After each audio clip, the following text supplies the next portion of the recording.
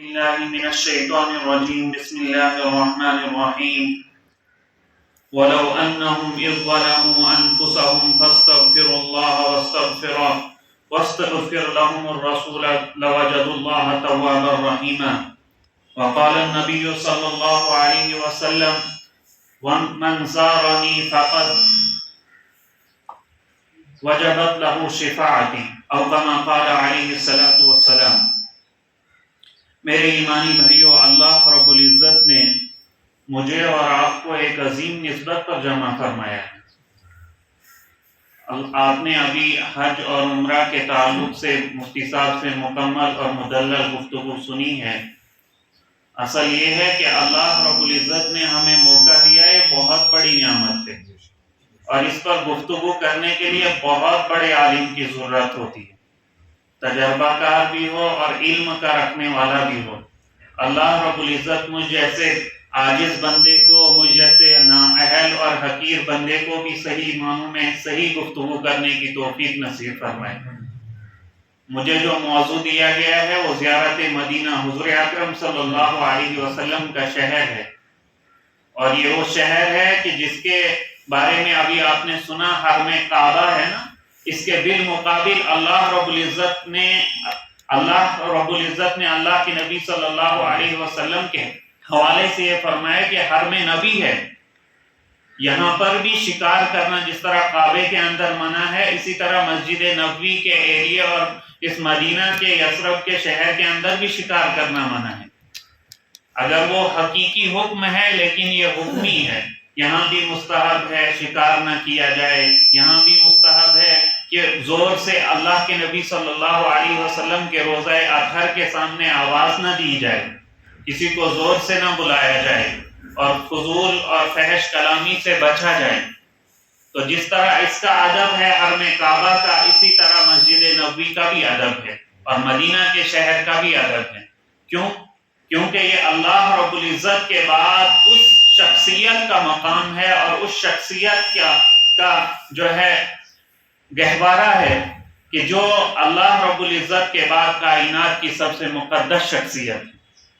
اور مسلمان کو چاہیے کہ وہ جب اللہ کے نبی صلی اللہ علیہ وسلم کے پاس جائے تو وہ کچھ چیزیں لے کر کے جائے. وہ کچھ چیزیں، ہمیں ہدیہ اور تحائف لے کر کے جانا ہے تو کیا وہاں پیسہ نہیں، یہاں سے گھی فروٹ وغیرہ، یہاں کی دالیں نہیں.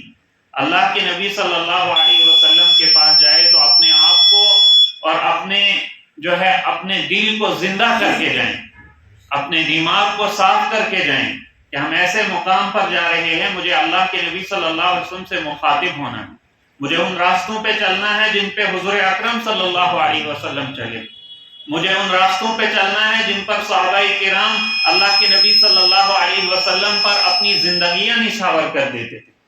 مجھے ان راستوں پر چلنا ہے جہاں لوگ جا کر کے، بہت سارے اکابرین میں سے ایسے لوگ گزرے ہیں اپنی جوتیاں تک نہیں پہنتے تھے. یہ اس مقام کی محبت تھی، اس مقام کا ادب اور احترام تھا. وہاں زور سے گفتگو نہیں کرتے تھے. کیوں؟ یا ایھا الذین آمنوا لا ترفعوا اصواتکم فوق صوت النبی. وہاں پہ لکھا ہوگا جگہ جگہ پر کہ اے ایمان والو، اللہ کے نبی صلی اللہ علیہ وسلم کے سامنے اپنی آوازوں کو بلند مت کرو. تو دو ٹوک الفاظ میں ہمارا عقیدہ یہ ہے کہ اللہ کے نبی صلی اللہ علیہ وسلم قبر اطہر کے اندر حیات ہیں، اللہ کے نبی صلی اللہ علیہ وسلم قبر اطہر کے اندر زندہ ہیں. اور جب ہم سلام پیش کرتے ہیں، اللہ کے نبی صلی اللہ علیہ وسلم بذات خود ہماری سلام کا جواب دیتے ہیں. تو میں مختصر کر کے آپ کے سامنے اس کو بیان کروں گا. میرے بھائیو، ابھی آپ کے پاس بہت دن ہیں. ابھی اپنے دلوں کو روشن کریں، اپنے دماغ کو صاف کریں، اپنے وہ جو کتابچہ آپ نے بنا دیا ہے آج تک اللہ کے دربار میں جو پیش ہو رہا ہے، اس کتابچے کو صاف کر سکتے ہو. ابھی وقت ہے آپ کے پاس.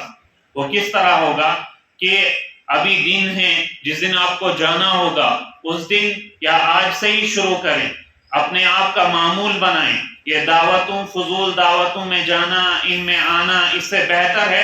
بلکہ کچھ علماء نے یہ تک لکھا ہے کہ ایک شخص کو 4 سال پہلے سے، جس کو حج پہ جانا ہوگا نا، 4 سال پہلے سے اس کو چاہیے کہ حج سیکھنا شروع کر دے، لیکن ہم 1-2 بیان سن کر سمجھ لیتے ہیں ہم نے پورا حج سیکھ لیا، اور نتیجہ یہ ہوتا ہے جب وہاں پہ جاتے ہیں ایک تو جلد بازی کام کرنے کی، ان ارکان کو پورا کرنے کی، اور دوسرا نتیجہ یہ ہوتا ہے کہ وہ ارکان پورے نہیں ہوتے، جلد بازی میں، کنفیوژن میں، اور اگر کسی کو معلوم بھی ہوتا ہے وہ کنفیوژن میں آ کر کے کبھی کبھار ایسی چیزیں کر لیتا ہے کہ نہ وہ ادھر کا رہتا ہے نہ وہ ادھر کا رہتا ہے، بلکہ جن کے ساتھ مستورات ہوتی ہیں وہ تو بیچارے میں ایک جگہ ایسے ہی حج تربیت پروگرام میں بیٹھا ہوا تھا، تو مفتی مظفر صاحب ہیں ہمارے کشمیر کے بہت بڑے عالم ہیں، انہوں نے کہا کہ ہم چل رہے تھے، چلتے چلتے میں نے ایک شخص کو دیکھا کہ میں نے بولا کیا کر رہے ہو، بہت زوروں کا تار رو رہا تھا، بول رہا ہے مجھے میری بیوی بچھڑ گئی ہے، میں نے کہا کتنے دن ہو گئے، کہتا ہے 3 دن ہو گئے، اور ایام حج کے تھے، میں نے کہا ارکان پورے کیے، کہتا ہے نہیں ارکان پورے نہیں ہوئے، میں اس کو ڈھونڈ رہا ہوں، تو میں نے کہا اس نے تو پورے کیے ہوں گے لیکن تو ایسا ہی رہ گیا، تو اس لیے ہمیں چاہیے کہ ہم یہاں سے سیکھ کر جائیں اور اپنے علماء کے ساتھ رابطہ رکھیں کہ اب یہ ایام جو حج کے آ رہے ہیں، یہاں ہمارے یہاں سے عمومی اعتبار سے حج 3 قسم کا ہے، ایک ہے حج افراد ہے، اس میں تنہا حج کیا جاتا ہے، حج کی نیت سے جو آخری ایام میں پرائیویٹ وغیرہ لوگ جاتے ہیں وہ حج افراد ہی کرتے ہیں، وہ صرف حج کی نیت سے یہاں سے جاتے ہیں، حج پورا کر کے واپس آتے ہیں۔ دوسرا ہے حج قران، اور یہ جو ہے اس میں حج اور عمرہ کی دونوں جو ہے نیت کر کے انسان احرام باندھتا ہے اور وہاں پر جا کر حج بھی کرتا ہے اور عمرہ بھی ہو جاتا ہے۔ اور تیسرا ہے حج تمتع، جو آج کل عام حجاج ہمارے یہاں جو ہے ہندوستان سے لوگ جاتے ہیں وہ اسی حج تمتع کی نیت سے ہی جاتے ہیں، اور ہمیں بھی چاہیے کہ ہم پہلے اس میں سب سے پہلے عمرہ کی نیت کی جاتی ہے اور عمرہ کا احرام باندھا جاتا ہے، اور وہ اس اعتبار سے کہ جب میقات ہوتی ہے، جہاں سے فلائٹ ہوتی ہے آپ کی، دہلی سے ہو، ممبئی سے ہو، کہیں سے بھی ہو، جہاں سے فلائٹ ہوتی ہے وہیں پہ احرام وغیرہ اپنا غسل کرے، اپنے آپ کو ناخن وغیرہ کاٹ کر کے پورا فارغ ہو جاوے، اس کے بعد جو ہے احرام باندھے۔ احرام باندھنے کا طریقہ علماء سکھائیں گے، ابھی مولانا شوکت صاحب آئیں گے یا مفتی صاحب آئیں گے، وہ سکھائیں گے احرام باندھنے کا طریقہ، بالکل آسان ہے، حج کوئی مشکل نہیں ہے، میں نے خود حج نہیں کیا ہے، لیکن اگر انسان گفتگو کرنے پہ آئے تو کوئی بڑا مسئلہ نہیں ہے، بالکل یہ انسان مت سوچے کہ پتہ نہیں کیا کرنا ہوتا ہے، پہلی بار جا رہا ہوں مجھے کرنا آئے گا کہ نہیں آئے گا، بہت آسان، سمجھے انسان، سمجھے فرائض کیا ہیں، واجبات کیا ہیں، ان کو ذہن میں رکھے، اور حج کے جو 5 دن ہیں 8 سے 12 ذی الحج تک جو ایام ہیں، ان میں انسان جو ہے ان میں فوکس کرے کہ ان دنوں میں کیا کرنا ہے، بس یہ ہے حج اور عمرہ۔ پھر ہے زیارت مدینہ، تو وہ انشاءاللہ میں ابھی آپ کے سامنے میں کوشش کروں گا کہ ایک کھانا وہ ہوتا ہے جو انسان کو چبا کر کھانا پڑتا ہے، اور ایک کھانا وہ ہوتا ہے جو بغیر چبائے انسان نکل لیتا ہے، کیا کوشش پہ حلوہ، تو میں حلوہ بنا کر آپ کے سامنے پیش کرنے کی کوشش کروں گا کہ آپ کو زیارت کرنی ہے کس اعتبار سے کرنی ہے۔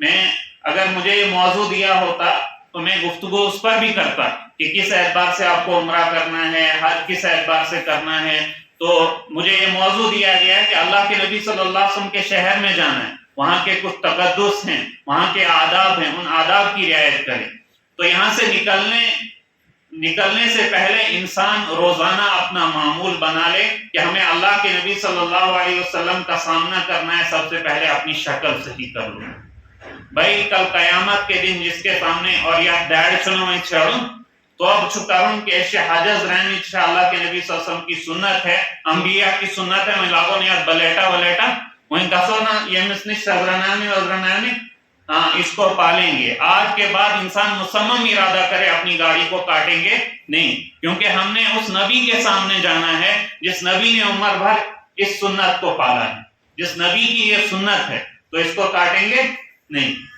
کوئی اپنی طرف مت لے کہ مجھے کہا جا رہا ہے، نہیں، ہم سب ان گناہوں میں ملوث ہیں، ہم سب کو ان میں عمل کرنا چاہیے، کیونکہ ہم نے اللہ کے نبی صلی اللہ علیہ وسلم کے سامنے جانا ہے، کیا شکل لے کے جائیں گے ہم، تو اس لیے توبہ کریں گے کہ آج کے بعد داڑھی انشاءاللہ نہیں کٹائیں گے سب سے پہلے، کیونکہ اللہ کے نبی صلی اللہ علیہ وسلم کے سامنے پیش ہونا ہے۔ دوسری چیز جو ہم نے کرنی ہے کہ ہر نماز کے بعد آج تک جو درود پڑھنا تھا نہیں پڑھا، کیا معمول تھا ہمارا کیا نہیں تھا، اس ذات پر درود بھیجنا ہے جس پر اللہ، ان اللہ و ملائکتہ، جس پر اللہ خود درود بھیجتا ہے، و ملائکتہ، اور اس کے فرشتے درود بھیجتے ہیں، یصلون علی النبی، تو اس ذات پر درود کا نذرانہ پیش کرنا ہے۔ وہ یہیں سے دین میں اپنا معمول بنا لیں، اپنا معمول بنا لیں، ہر نماز کے بعد، ہر نماز سے پہلے اور ہر نماز کے بعد 1000 مرتبہ درود شریف پڑھوں گا، یہ نذرانہ لے کے انسان یہاں سے چلا جائے تو یہ ہے خوش نصیبی، یہ ہدیہ لے کر کے گیا ہے۔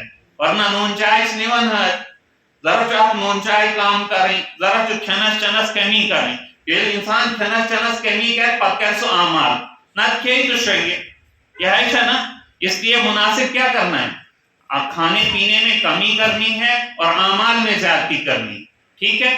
تو یہاں سے نکلنے سے پہلے ہم نے سب سے پہلے آج صحیح اپنا معمول بنانا ہے کہ ہر نماز سے پہلے، ہر نماز کے بعد اپنا وظیفہ بنا لیں، درود شریف کثرت سے پڑھیں، 1000 مرتبہ طے کر لیں کہ 1000 مرتبہ فجر کی نماز سے پہلے، 1000 مرتبہ فجر کی نماز کے بعد، 1000 مرتبہ ظہر کی نماز سے پہلے، 1000 مرتبہ ظہر کی نماز کے بعد، اس اعتبار سے اپنا معمول بنا لیں تو دن کا 10,000 درود شریف ہو جائے گا۔ تو ماشاءاللہ درود شریف پڑھنے سے انسان کے 10 گناہ معاف ہو جاتے ہیں، 10 نیکیاں نامہ اعمال میں لکھی جاتی ہیں، اور 10 درجے بلند ہوتے ہیں، اور 10 جو ہے اللہ کے نبی صلی اللہ علیہ وسلم کے قریب ہوتا ہے انسان درجات۔ ہاں تو کتنی خوش نصیبی انسان 10,000 درود شریف پڑھے۔ اللہ رب العزت ہمیں اس کا عامل بنائے، اللہ رب العزت ہمیں اس کی توفیق نصیب فرمائے۔ تو یہ اپنا معمول بنا لیں سب سے پہلے، جس دن نکلنا ہو تو اس دن رات بھر جاگنے کی کوشش مت کریں، بلکہ شام کو یہ جو ہے صلاۃ التوبہ پڑھ کے فوراً کھانا کھا کر کے فوراً سو جائیں، اور کرنا کیا ہے، صبح تہجد میں اٹھیں، اللہ رب العزت کے سامنے زور و قطار رولیں، یا اللہ میں اس قابل تو تھا نہیں، میری کتاب تیرے سامنے کھلی ہوئی ہے، میں بہت گنہگار بندہ ہوں، لیکن تو نے مجھ جیسے گنہگار بندے کو اس مقام پہ جانے کے لیے اور اللہ کے نبی صلی اللہ علیہ وسلم کے دربار میں جو ہے سلام پیش کرنے کے لیے قبول کیا، یہ تو میری خوش نصیبی ہے، اس مقام پہ جانا ہے مجھے۔ تو اس خوش نصیبی کو سمجھ کر اللہ کے سامنے اپنے گناہوں کے زیر و قطار رو لیں، اپنے اللہ کے سامنے گڑ گڑائیں، یا اللہ میں کس منہ سے اپنے حضور کے سامنے پیش ہوں گا، مجھے اگر حضور میری طرف التفات نہیں فرمائیں گے میں کیا کروں گا، میری گناہوں کی کتاب کو ختم کر دے میرے مولا، میں آپ کے نبی کے پاس جا رہا ہوں۔ تو اس نیت سے انسان اللہ کے دربار میں رو لے، اللہ رب العزت جو ہے نا وہ گناہوں کو معاف کرنے والا ہے، اللہ رب العزت معاف کرے گا، لیکن یہ ہے کہ انسان سچے دل سے اللہ کے سامنے روئے، انسان سچے دل سے اللہ کے سامنے گڑ گڑائے۔ تو یہ سب سے پہلا کام کرنا ہے۔ اب نکلتے نکلتے حجاج کیا کرتے ہیں، 2 رکعت نماز پڑھتے ہیں، یہ صلاۃ السفر ہے، یہ کوئی اور نماز نہیں ہے، مت کوئی انسان سمجھے کہ یہ کوئی فرض یا واجب یا حج کے لیے جانے کی نہیں، یہ صلاۃ السفر، بلکہ انسان کو اگر جموں بھی جانا ہے، سری نگر جانا ہے، ڈوڈا جانا ہے، بدرواہ جانا ہے، کہیں بھی جائے وہ اپنا معمول بنا لے کہ 2 رکعت نماز پڑھ کے اللہ رب العزت کو حاضر ناظر رکھ کے اپنا رفیق سفر بنا لے، یا اللہ یہ سفر میرے لیے کامیابی کا ذریعہ، کامرانی کا ذریعہ بنا لے، تو انسان کو معمول بنا، یہ وہی 2 رکعت ہیں۔ تو بہت سارے احباب کیا کرتے ہیں، پھر گھر میں بھی پڑھتے ہیں، پھر مسجد میں بھی پڑھتے ہیں، تو ایک جگہ بھی پڑھ لے تو کافی ہے، 2 جگہ جانے کی ضرورت نہیں ہے۔ ہاں، اور دوسری چیز یہ کہ انسان زیادہ تشہیر نہ کرے، بہت سارے لوگ چپ چاپ کر کے انسان چلا جائے، بہت سارے لوگ یہ کہ مجھے لوگ کہیں کہ حج پہ جا رہا ہے، دکھلاوا کرتے ہیں کہ حج پہ جا رہا ہے، کتنا بڑا آدمی ہے، پیسے کی وجہ سے جا رہا ہے، تو نہیں، چپ چاپ کر کے انسان جو ہے حج پہ چلا جاؤ، حج کی تیاری آج سے شروع کر دے، ان چیزوں پہ لگ جاؤ کہ وہاں پہ جو ارکان کرنے ہیں ان کو پورا کرنے کی کوشش کرے۔ بلکہ بہت سارے لوگوں کو یہ دیکھا ہے کہ زندگی میں اگر کسی دوست سے ملے ہوں تو اس تک کو جو ہے نا ملنے کے لیے جاتے ہیں کہ بھائی میں حج پہ جا رہا ہوں، نہیں، ملنا 3 لوگوں سے، کتنے لوگوں سے، سب سے پہلے انسان کو حقداروں سے ملنا، کسی کا حق میرے اوپر ہے نا اس کے سامنے جانا ہے اور اس سے ملنا ہے، اگر معافی تلافی کے ذریعے سے مسئلہ ختم ہوا نہیں تو اس کا حق ادا کرنا ہے، اگر حق ادا اس وقت نہیں ہو سکتا، قریب وقت آ رہا ہے، تو وصیت کر دے کہ بھائی میرے لواحقین اس کا جو ہے یا ادھر سے آ کر کے دے دوں گا، یا جو ہے فوراً اللہ نے وسعت دی ہے اس کو ادا کر دے، حقدار کو اس کا حق پہنچا دے، اور کسی کے ساتھ ظلم زیادتی ہوئی ہے اس کے ساتھ معافی تلافی کر لے۔ اور تیسرا جو ہے قریبی رشتہ داروں سے ملے۔ قریبی رشتہ داروں میں 3 لوگ آتے ہیں، ماں کے رشتہ دار، باپ کے رشتہ دار اور بیوی کے رشتہ دار۔ ان 3 سے مل لے جو ہے ان کو کہے کہ میں سفر پہ جا رہا ہوں۔ انسان اگر اتنا ہی کہے کہ آج تو ویسے ہی خبر پہنچ جاتی ہے ہر جگہ، تو انسان کہے کہ سفر پہ جا رہا ہوں، اس لیے کوئی زیادتی ہوئی ہے، کوئی میری وجہ سے کوئی کوتاہی غلطی ہوئی ہے، اس کو معاف کر دیجیے گا۔ تو اس اعتبار سے اپنی ترتیب بنائیں اور درود شریف کا ورد رکھیں۔ ان دنوں میں چونکہ اللہ کے نبی صلی اللہ علیہ وسلم کے دربار میں جانا ہے، اللہ کے نبی صلی اللہ علیہ وسلم کو سلام کرنے جانا ہے، اس لیے وہاں کے لیے یہ ہدیہ لے کر کے جاؤ۔ کم سے کم دن میں بول رہا ہوں 10,000 درود شریف پڑھو ہی پڑھو، جب تک یہاں سے نکلنا ہے 10,000 درود شریف اپنے مکمل رکھو۔ اور اس کے بعد جب آپ کا رخت سفر ہوگا، یہاں سے چل دیں گے تو راستے میں بھی درود شریف کا ورد رکھیں۔ چلتے چلتے آپ سری نگر جائیں گے یا جموں جائیں گے، جہاں سے بھی آپ کی فلائٹ ہوگی، وہاں سے بیٹھ کر کے اگر آپ کو عمرہ پہ پہلے زیارت کے لیے جانا ہے، کیا ترتیب کچھ بنی ہے؟ پہلے کچھ بتائیے کہ ہمیں ڈائریکٹ مدینہ ہی جانا ہے، مطلب پہلے زیارت کے لیے ہی جانا ہے۔ ماشاءاللہ۔ تو خیر آپ کو یہاں سے مدینہ کے لیے لیا جائے گا، راستے میں اپنے کسی جاننے والے کو، اگر عالم ساتھ میں ہو تو اس کو اپنا معلم بنا لیں، اگر عالم ساتھ نہیں ہو تو جو جاننے والا ہے اس کو معلم بنا لیں، اور اپنے علماء کے ساتھ رابطے میں جو جاننے والا۔ دیکھو یہ پہلی بار جا رہے ہو نا آپ حج پہ، یہ بہت بڑی ذمہ ہے، انسان کو ایک مرتبہ زندگی میں حج فرض ہے۔ کتنی مرتبہ؟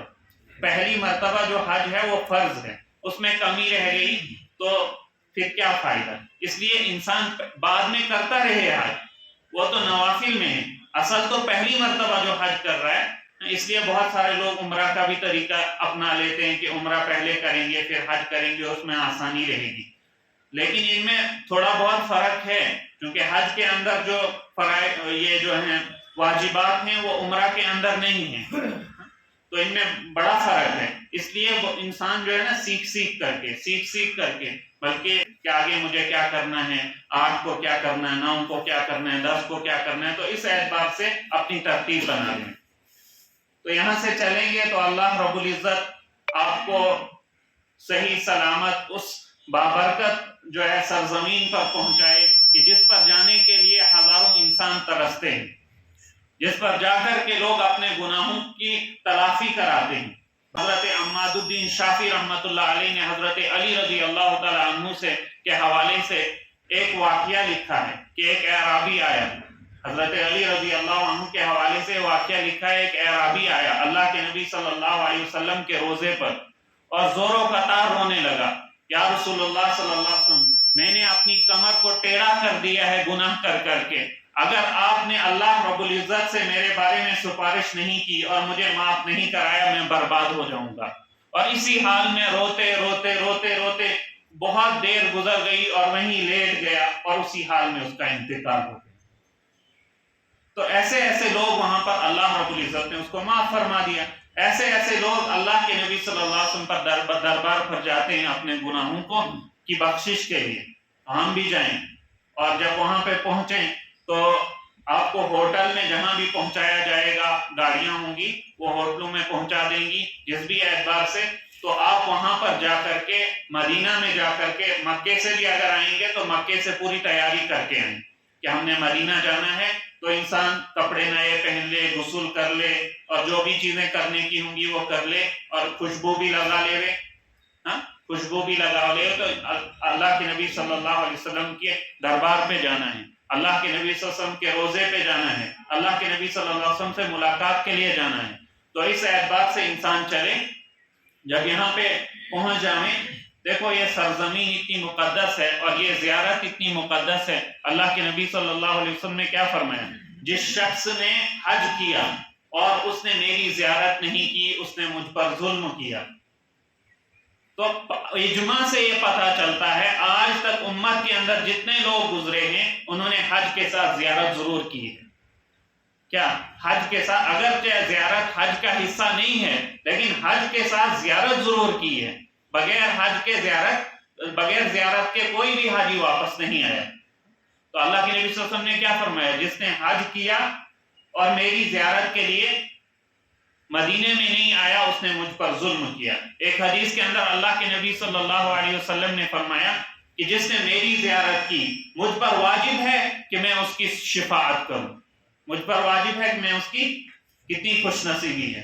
ایسے اللہ کے نبی صلی اللہ علیہ وسلم کے دربار پہ جا رہے ہیں کہ ہمیں تو بلکہ یوں کہا جاتا ہے کہ جو شخص حج کرتا ہے اگر اس کی فرائض کی پاسداری کی، اس کے حلال کو حلال جانا اور اس کے حرام کو حرام جانا، تو اس شخص کی موت کبھی بھی کفر پر نہیں آئے گی. اس شخص کی موت کبھی بھی کفر پر. یہ سب جنت میں جانے کا سب سے قریبی راستہ حج ہے، سب سے نزدیک والا راستہ وہ حج ہے. تھوڑے دن ہیں، تھوڑی مشقتیں ہیں، یہ ساری چیزیں، اس کے بعد انسان جو ہے زندگی میں اللہ رب العزت کے وہ احکام کی پیروی کی تو انسان جنتی ہے. تو اس اعتبار سے انسان اپنی ترتیب بناوے. جب وہاں پہ جائیں تو اللہ کے نبی صلی اللہ علیہ وسلم پر بالکل تیاری کر کے، غسل کر کے، کپڑے پہن کے، خوشبو وغیرہ لگا کر کے جب مسجد نبوی میں پہنچیں تو باغس یہ جو ہے جس بھی دروازے سے داخل ہوں، خیر اندر داخل ہوں تو سب سے پہلے دعا پڑھیں. سب سے پہلے تو مکے میں جانے کی، جو ہی مکے کی مدینے کی حدود میں پہنچے تو اس کی بھی دعا ہے. اس کی دعا یہ ہے ربی انزلنی منزلا مبارکا وانت خیر المنزلین لا حول ولا قوت الا باللہ ربی ادخلنی مدخل صدق واخرجنی مخرج صدق واجعلنی من المسلمین. تو ایسی دعائیں ہیں، بلکہ انسان یہ کشمیری میں بھی کہہ سکتا ہے کہ یا اللہ یہ امن کا شہر ہے، سلامتی کا شہر ہے، تیرے نبی صلی اللہ علیہ وسلم کا شہر ہے، تو نے کئی گنہگاروں کو یہاں آ کر کے امن دیا ہے، میں بھی تجھ سے امن چاہتا ہوں. عربی کی دعائیں پڑھنا اگر یاد نہیں ہے تو اگر ہو جائیں آسانی سے یاد تو کر لے، نہیں ہو جائیں تو اپنی کشمیری زبان میں انسان کو جتنی دعائیں آئیں حدود سے پہلے انسان پڑھ لے. تو جب داخل ہو جائے اور ہوٹل پہ پہنچ جائیں، وہاں تیاری کر کے جب مسجد کی طرف جائیں تو وہاں پر جو ہے انسان پڑھے بسم اللہ دخلت وعلیہ توکلت نویت الاعتکاف، بسم اللہ وعلی ملت رسول اللہ صلی اللہ علیہ وسلم، الصلاۃ والسلام علی رسول اللہ، اور اس کے بعد اللہم افتح لی ابواب ورحمتک. یہ دعا پڑھ کے مسجد نبوی میں داخل ہوں اور داخل ہو کر کے سب سے پہلے روضۃ الجنہ، ریاض الجنہ میں جانے کی کوشش کرے اور وہاں پر 2 رکعت نماز پڑھنے کی کوشش کرے. اکثر یہ ہوتا ہے کہ وہاں پر بھیڑ بہت زیادہ ہوتی ہے، جو حجاج گئے ہوئے ہیں کوشش کرے کہ وہاں پر 2 رکعت نماز پڑھے. وہاں پر ایک قالین دیا ہوگا، وہ ریاض الجنہ کا ایریا، سبز قالین ہوگا، وہ ریاض الجنہ کا ایریا ہے. تو اس ایریے کے اندر انسان کوشش کرے 2 رکعت نماز پڑھنے کی. اگر موقع ملے تو پڑھ لے، اگر موقع نہیں ملے تو باہر بھی پڑھ سکتے ہیں، کوئی مسئلہ نہیں. وہ تحیۃ المسجد ہے. اور اللہ کے نبی صلی اللہ علیہ وسلم نے خود صحابہ کو فرمایا تھا کہ جب مسجد کے اندر آیا کرو تو 2 رکعت نماز پڑھ لیا کرو. تو صحابہ کرام پڑھ لیتے تھے. خیر جب وہاں جگہ نہ ملے تو وہاں انسان پڑھ لے اور اس کے بعد وہاں پر بیٹھ کر کے انسان دعا کرے. اور دعا کرنے کے بعد انسان وہاں سے 2 رکعت پڑھ کے اور اللہ کے نبی صلی اللہ علیہ وسلم کے روزے کی جانب جائے، مواجہ شریف کی طرف جاوے. وہاں پر تانبے کے جو ہے روزے کی جالی کے ساتھ میں تانبے کے جو ہے کچھ سوراخ جیسے بنے ہوں گے. سب سے بڑا سوراخ ہے، اس میں اللہ کے نبی صلی اللہ علیہ وسلم کا روزہ ہے اندر. اس کے بعد دوسرا ہوگا، وہاں 3 دروازے بھی ہوں گے، دروازے پہ نہیں بلکہ ایک بڑا سوراخ تانبے کے بنے ہوں گے. تو ان تانبے کے سوراخوں میں جو سب سے بڑا سوراخ ہوگا وہاں پر کھڑے ہو کر انسان جو امیر کبیرن درود شریف سلام چن ہوں، الصلاۃ والسلام علیک یا رسول اللہ، الصلاۃ والسلام علیک یا حبیب اللہ، الصلاۃ والسلام علیک یا خیر خلق اللہ. تو وہ پڑھے اور پھر اللہ کے نبی صلی اللہ علیہ وسلم کے ساتھ ایگریمنٹ کر لے. ایگریمنٹ کیا کروں کہ کل قیامت کے دن جس وقت اللہ کے نبی، اے پیارے حبیب، جس وقت اللہ کے سامنے کل قیامت کے دن دربار لگے گا، منافقین اور مشرکین کو الگ کیا جائے گا اور مسلمانوں کو الگ کیا جائے گا. اے میرے حبیب میں تیرے سامنے کلمہ پڑھتا ہوں، میرا گواہ تو رہنا.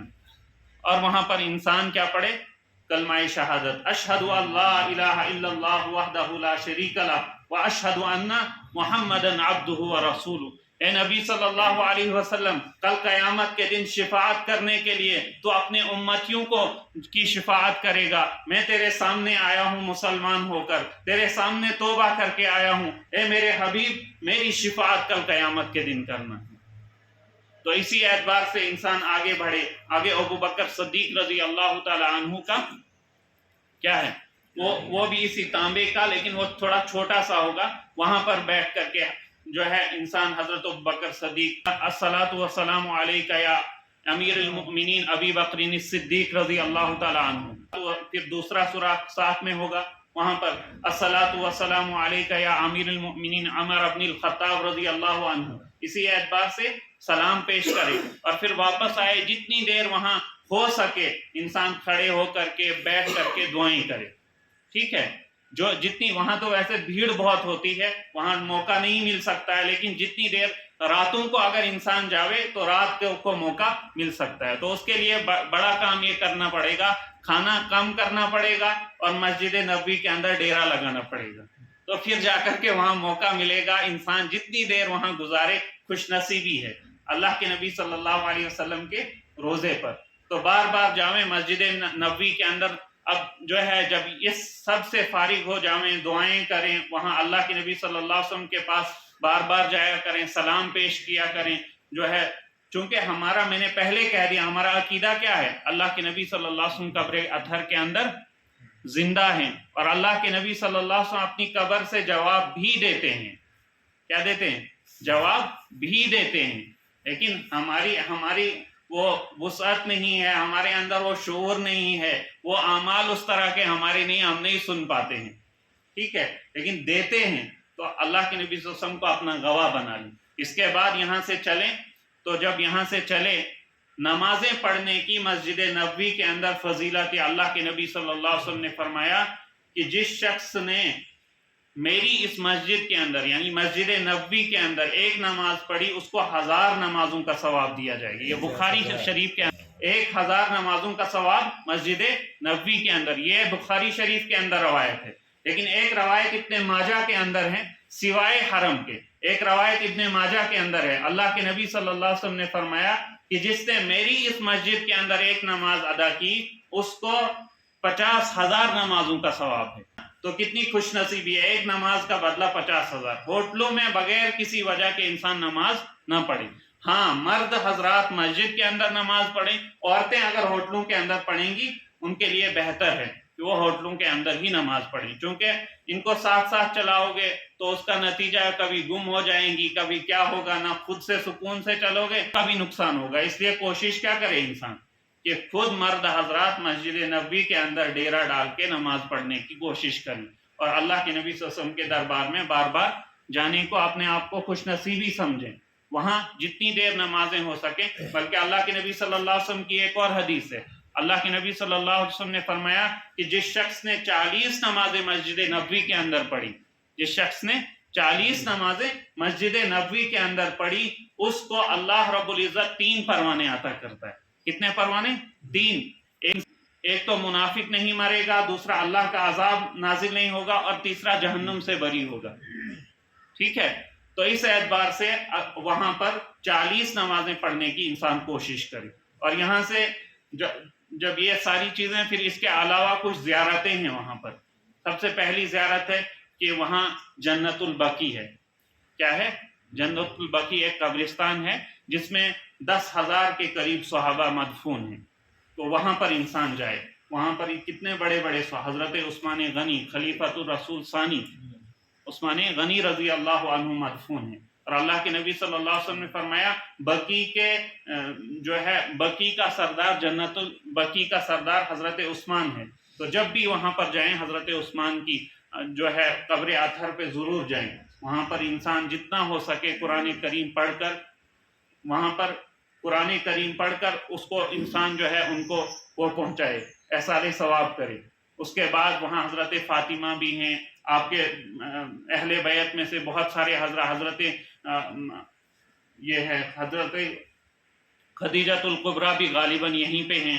اس کے علاوہ حضرت عائشہ یہاں پر ہیں، حضرت سودا ہیں، حضرت زینب بنت خزیمہ ہیں، حضرت زینب بنت جہش ہیں، اور اس کے علاوہ بہت ساری ازواج مطہرات ہیں۔ ان کے علاوہ جو ہیں یہاں سے اس میں بار بار جا کر کے اپنی خوش نصیبی سمجھیں۔ یہاں سے نکلیں تو دوسری جگہ یہاں پر احد بھی ہے، احد کا پہاڑ ہے، اس کے بارے میں اللہ کے نبی صلی اللہ علیہ وسلم نے فرمایا یحبنا ویحبہم، یہ جو ہے احد پہاڑ ہم سے محبت کرتا ہے، تم بھی اس سے محبت کرو۔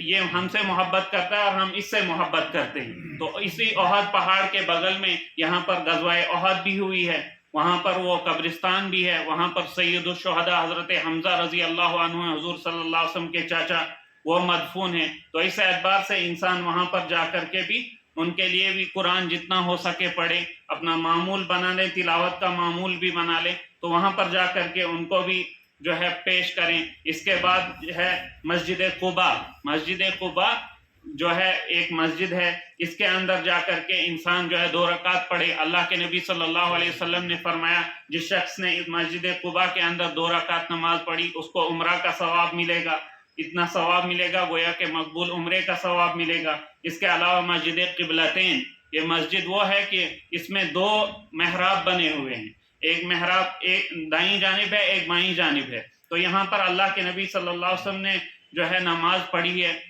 تو یہاں پر قبلے کا حکم اترا تھا۔ پہلے 17 مہینے تک اللہ کے نبی صلی اللہ علیہ وسلم نے کس طرف نماز پڑھی ہے؟ مسجد اقصی کی طرف، بیت المقدس کی طرف۔ لیکن اس کے بعد حکم نازل ہوا تو اللہ کے نبی صلی اللہ علیہ وسلم اسی مسجد میں نماز پڑھ رہے تھے، تو آپ کو حکم ہوا نماز کے دوران میں آپ نے اپنا چہرہ کس بیت اللہ کی طرف موڑ لیا۔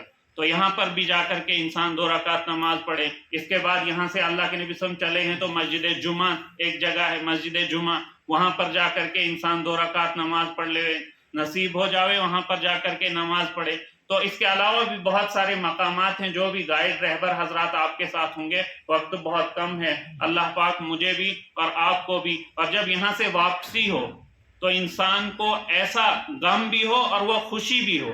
غم یہ ہو کہ دیکھو بھائی مجھے یہاں کا تقدس کرنا چاہیے تھا، یہاں کا تقدس مجھ سے پامال ہوا، یہاں کے آداب کی رعایت مجھ سے نہیں ہوئی۔ تو اس لیے آخری وقت میں جب اللہ کے نبی صلی اللہ علیہ وسلم کے دربار پہ جائے تو یہی دعائیں کرے، یا رسول اللہ صلی اللہ علیہ وسلم یہاں پر مجھ سے ہو سکتا ہے غلطیاں بھی ہوئی ہوں، چونکہ اور کوشش کرے کہ جب بھی وہاں روزے کے پاس جائے وہاں بھیڑ بھاڑ ہوتی ہے، وہاں شور ہنگامہ لڑائی دھکا مکی نہ کرے۔ یہ اللہ کے نبی صلی اللہ علیہ وسلم کا روزہ ہے، یہاں پر آواز بلند کرنا بھی گناہ ہے، اپنے اعمال کو برباد کرنے کے مترادف ہے۔ تو اس لیے یہاں پر انسان جب آخری مرتبہ جاوے تو یہی پیش کرے، یا رسول اللہ صلی اللہ علیہ وسلم مجھ سے شاید یہاں کا ادب جو ہے ملحوظ نہیں رکھا، اللہ رب العزت سے دعا فرمائے اللہ رب العزت مجھے معاف کر دیں۔ تو اس اعتبار سے جو ہے وہاں پر آخری وقت ونن چھنا جتیا کوڑ چھنا گیر پیٹ نیرن، انسان کے آنکھوں میں آنسو بھی ہو اور خوشی بھی ہو، کیسے رو رہی ہوتی ہے، اس کو خوشی بھی ہوتی ہے لیکن غم بھی ہوتا ہے اپنے ماں باپ کو چھوڑنے کا۔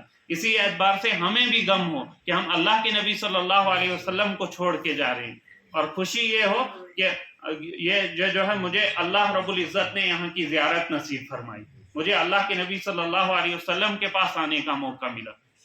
تو اس اعتبار سے انسان کو خوشی بھی ہو اور غم بھی ہو۔ اللہ رب العزت مجھے اور آپ کو بھی جس اعتبار سے بتایا گیا اس پر عمل کی توفیق عطا فرمائے، اور جو کمی کوتاہی غلطی ہوئی اللہ معاف فرمائے، اور جو بھی کمی کوتاہی ہوئی ہوگی یہاں مفتی صاحب بیٹھے ہیں انشاءاللہ وہ اصلاح فرمائیں۔